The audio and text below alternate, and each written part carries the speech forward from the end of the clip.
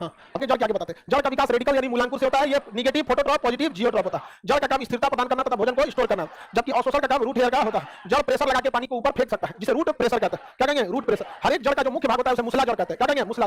मूसला जल को अंग्रेजी में टैप रूट कहते हैं। इसे हम प्राथमिक मूल या प्राथमिक जल भी कहते हैं, क्योंकि हर हाल में रहना ही रहना है, रहना ही रहना है। और इसके बगल में जो निकला होता है रूट हेयर, इसे देहात में कहा जाता है सोर है। इसके बाद इसके ऊपर निकलता है तना। क्या निकलता है? तना। लेकिन कभी कभी क्या होता है, तना को एक्स्ट्रा सपोर्ट की जरूरत होती है, तना को एक्स्ट्रा सपोर्ट की जरूरत होती है, जिस कारण इधर से क्या निकलता है? अपस्थानिक मूल। क्या निकलता है?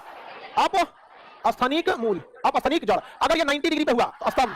क्या होगा? स्तंभ। और अगर झुक गया तो अवस्तंभ। अवस्तंभ, अवस्तंभ। किसी को दिक्कत? 90 डिग्री पे हुआ तो स्तंभ, अस्तंभ। तो दोनों तो अपस्थानिक ही कहलाता है। बरगद में स्तंभ, बरगद में बरगद कह रहे हैं, बरगद, पीपल स्तंभ, लेकिन गन्ना में अवस्तंभ, बांस में अवस्तंभ, मक्का में अवस्तंभ, इस सब चीज में अवस्तंभ होते हैं। तो ये तो आप समझ गए अपस्थानिक एडवांटेजियस रूट। अंग्रेजी में क्या कहेंगे? एडवांटेजियस।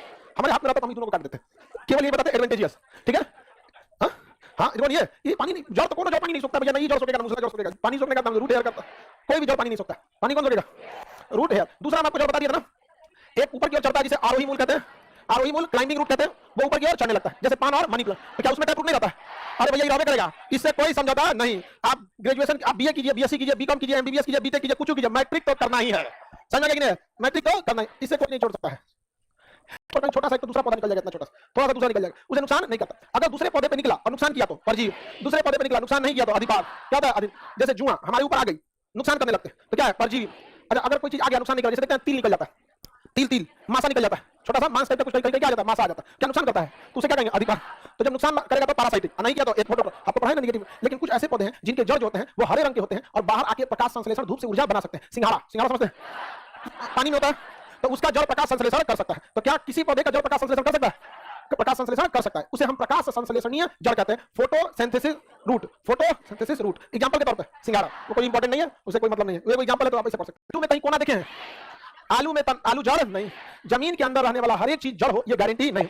जड़ होने के लिए रूट कैप अर्थात कोना का निकला होना जरूरी है, और अगर नहीं निकला है तो वो रूट नहीं है। समझ गए कि नहीं? आलू जड़ है लेकिन जमीन के अंदर तो रहता है, प्याज भी जमीन के अंदर रहता है, जड़ है नहीं, कोना ही नहीं निकला है। हल्दी में कोना होता है? नहीं होता। अदरक में होता है? नहीं होता। इसका मतलब जड़ की पहचान केवल जमीन के अंदर से नहीं होता है, हचाक से कोना निकला होना चाहिए।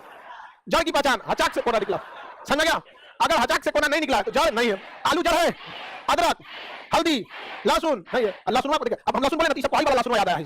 अरे ये बतूल के बोले हैं, पूरा पोटली गोल, उसमें कहीं कोना रहता है? नहीं। अब हम एक निकाल के, वैसे थोड़ी होता है पूरा। लड़की सब उस तरह खाना बनाती है, एक निकाल के छील के, लड़का सब कोई मतलब नहीं, कड़े डाल देता है। क्वेश्चन पूछा था, अदरक भूमि में पाए जाने के बाद भी जड़ न होकर तना है, जिसका कारण क्या है? ऑप्शन बी, ऑप्शन बी, क्योंकि इसमें नोड और इंटरनोड नोड पाया जाता है। ऑप्शन नंबर बी लगा दी। कोई दिक्कत? क्या लगा? इसका विकास का, तना का विकास किससे होता है? परांकुर से होता है। किससे होता है? ये पॉजिटिव क्या होगा और जियोट्रॉप में क्या होगा? पतझड़ के मौसम में पेड़ पौधे अपने पत्तियां गिरा देते हैं, तो उस स्थिति में भोजन कौन बनाता है? तना। क्योंकि तना में भी क्या होता है? हरा होता है, 1% भोजन बनाता है। और छील दिया तो पेड़ सूख गया। नोड और इंटरनोड कहां पाया जाएगा? नोड और इंटरनोड क्या तना में पाया जाता है। ये पौधे को ऊपर ले जाता है, चौड़ा करता है। क्या करेगा? चौड़ा चौड़ा करता है। पेड़, बड़े पेड़ की तना कैसे होता है? अर्धवायवी की वायवी, घास का। किसी को दिक्कत नहीं ना? भूमिगत तना का एग्जांपल समझ में आ गया? जमीन के अंदर हो जाते हैं। भूमिगत तना कहां हो जाते हैं? जमीन के अंदर। तो आप कहते हैं नीम के पेड़ में कौन सा तना? वायवी। पीपल के पेड़ में वायवी, बरगद के पेड़ में, जितना बड़ा पेड़ है वायवी, और सब में तना वायवी पाया ही जाएगा। आलू में भी वायवी तना, लेकिन मुख्य तना कहां चला जाता है? नीचे, और बाकी पत्ती होती है ऊपर चला जाता है। ऊपर बस उसका क्या चला जाता है? पत्ती, तना रह जाता है नीचे। बड़े पेड़ में वायवी, घास में अर्धवायवी। तना समझ में आ गया? पत्ती की ओर बढ़े, पत्ती आगे बढ़े ना, पत्ती को क्या कहता है? लीफ, पत्ती को लीफ। उस समय में वास्तु सृजन बचने के लिए एक उष्मा बचा, गर्मी के दिन में पत्ती क्यों गिरा दिया? पानी बचाने के लिए। और ठंड के दिन में, ठंड के दिन में उष्मा बचाने। अच्छा एक बात बताइए, रेगिस्तान के पौधे जो होते हैं तो ससुरा पानी नहीं होता नीचे, बड़ी मुश्किल से पानी ले आता है, तो उन सब की पत्तियां तो बहुत खजरी करेंगे, तो वो पत्तियां किसका रूप ले लेती हैं? कांटे का। किसका रूप ले लेती है? अब कांटा से वास्तु सृजन होगा ही नहीं, कांटा से वास्तु सृजन होगा ही नहीं। अच्छा अगर पानी मिल भी जाता, सपोज कीजिए कि रेगिस्तान में कहीं से पानी मिल भी जाता, और अगर वो कांटे का रूप नहीं लेती तो कौन आके चढ़ जाता? उसको चढ़ जाने का मतलब समझते हैं? खा जाएगा। जानवर कौन चीज को खा जाए उसको चढ़ जाना बोलते हैं। तो सब डबल काम करता है। रेगिस्तान के पेड़ पौधे अपने को किसका रूप ले लेते हैं? कांटे का, ताकि दूसरा जानवर चढ़ न जाए उसे, और साथ ही कांटा से वास्तु सृजन नहीं होता। इसलिए मरुस्थलीय क्षेत्र में वास्तु सृजन से बचने के लिए कांटा, गर्मी के दिन में वास्तु सृजन से बचने के लिए पत्तियां गिरा देंगे, ठंडी के दिन में उष्मा बचाने के लिए पत्तियां गिरा देंगे। क्वेश्चन पूछा था, वाष्प उत्सर्जन की क्रिया कैसी है? ऑप्शन ए जल लाभ की क्रिया, उष्मा लाभ की क्रिया, जल हानि की क्रिया। इनमें से कोई नहीं।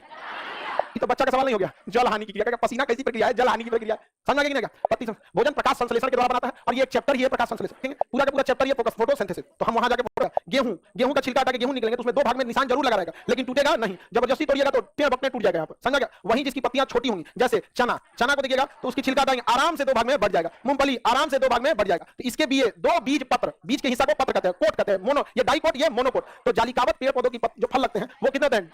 डाइकोट, और ये मोनोकोट, ये द्विबीजपत्री, ये एक बीजपत्री। तो जिसका बिया दो भागों में सरलता से टूट जाए उसे द्विबीजपत्री, जिसका नहीं टूटे वो।